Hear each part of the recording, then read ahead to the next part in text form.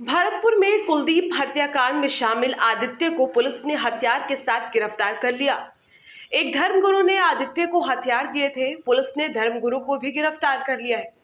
आदित्य कृपाल जगीना का बेटा है। कृपाल की हत्या कुलदीप ने की थी, जिसका बदला लेने के लिए पेशी के दौरान बस में चारों तरफ से गोलियां बरसाकर कुलदीप की हत्या कर दी गई। वहीं कुलदीप के परिजनों ने एफआईआर में आदित्य का नाम लिखवाया था। मामले की जांच में आदित्य का कुलदीप की हत्या में शामिल होना पाया गया, जिसके बाद कल उसे कोतवाली थाना इलाके से एक कट्टा और 2 जिंदा कारतूस के साथ गिरफ्तार कर लिया गया।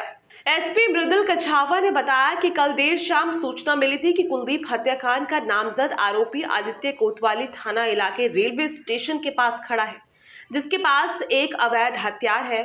सूचना पर पुलिस मौके पर पहुंची और घेराबंदी कर आदित्य को हिरासत में ले लिया, जिसके कब्जे से पुलिस ने एक अवैध हथियार और 2 जिंदा कारतूस बरामद किए हैं। पूछताछ में आदित्य ने बताया कि उसे हथियार अमित शर्मा उर्फ मोनू किला ने दिया है।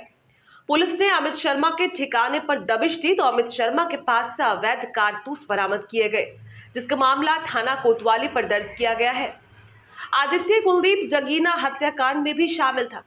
जांच में कुलदीप हत्याकांड में आदित्य का साफ तौर से इन्वॉल्वमेंट सामने आया है। वहीं पूछताछ के बाद आदित्य की गिरफ्तारी कुलदीप हत्याकांड में भी की जाएगी।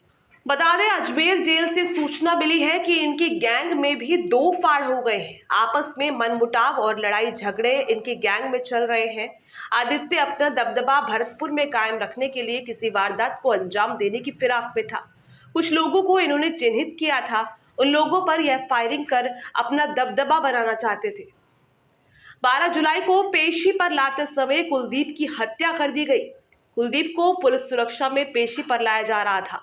कुलदीप कृपाल हत्याकांड का मुख्य आरोपी था। जिस समय आरोपियों ने कुलदीप की हत्या की, उस दौरान बस में और सवारियां बैठी हुई थी। इस हत्याकांड का एक सीसीटीवी फुटेज भी वायरल हुआ है।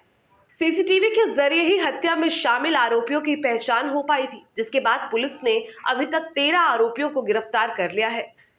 बदमाशों ने बस को चारों तरफ से घेरकर गोलियां बरसाई थी। कुलदीप के साथ उसका साथी विजयपाल भी था, लेकिन विजयपाल के हाथ में गोली लगी और वह बच गया। वह कुलदीप का हत्याकांड का मुख्य गवाह है। आखिर कौन है धर्मगुरु? धर्मगुरु अमित शर्मा उर्फ मोनू किला मथुरा गेट स्थित एक आश्रम चलाता है। अमित शर्मा बीमार लोगों को सही करने का दावा करता है। उसके पास रोजाना सैकड़ों की संख्या में लोग आते हैं। कई लोग अमित शर्मा को अपना गुरु मानते हैं। वहीं कृपाल का बेटा आदित्य भी मोनू को अपना गुरु मानता था। मोनू पर मारपीट जैसे कई मामले दर्ज हैं। हाल ही में वह माता बगलामुखी के नाम पर बीमार लोगों का इलाज किया करता है। 4 सितंबर की देर शाम कृपाल सर्किट हाउस से अपने घर जा रहा था। इस दौरान मथुरा गेट थाना में पुल के ऊपर कृपाल की कार के आगे कार लगाकर रोक दी गई और अंधाधुंध फायरिंग बरसाकर कृपाल की हत्या कर दी गई। कृपाल की हत्या में सीधे तौर पर कुलदीप, कुलदीप के पिता कुंवरजीत और कुलदीप के साथियों का नाम आया, जिसके बाद पुलिस ने कृपाल हत्याकांड में शामिल सभी आरोपियों को गिरफ्तार कर लिया। कुलदीप और कृपाल एक ही गांव जगहीना के रहने वाले थे। दोनों ही हिस्ट्री शीटर थे। दोनों में काली की बगीची स्थित जमीन और भरतपुर में अपना वर्चस्व कायम रखने का झगड़ा था। दोनों में इसी बात को लेकर तनातनी थी, जिसको लेकर कुलदीप ने अपने साथियों के साथ मिलकर कृपाल की हत्या कर दी। कई सारी स्ट्रेटजी होती हैं, कुछ फील्ड की स्ट्रेटजी होती है, कुछ इन्वेस्टिगेशन की भी स्ट्रेटजी होती है।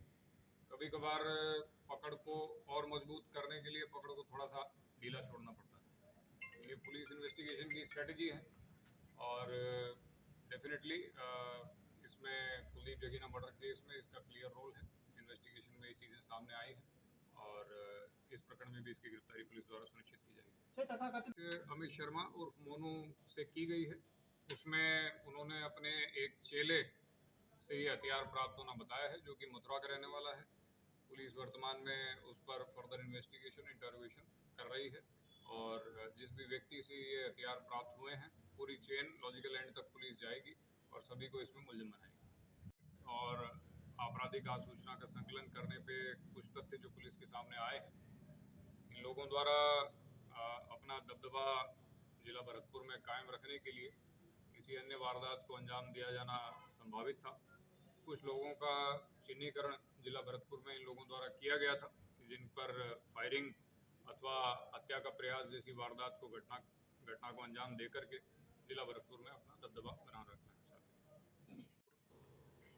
डीएसटी टीम, साइबर शाखा तथा थाना कोतवाली टीम आसूचना आपराधिक गतिविधियों के बारे में हमें प्राप्त हुई थी कि एक व्यक्ति आदित्य पुत्र कृपाल जगीना, जो कि पूर्व में भी कुलदीप जगीना मर्डर केस का नामजद एफआईआर का अभियुक्त है, उसके पास में अवैध हथियार होने की सूचना हमें मिली थी।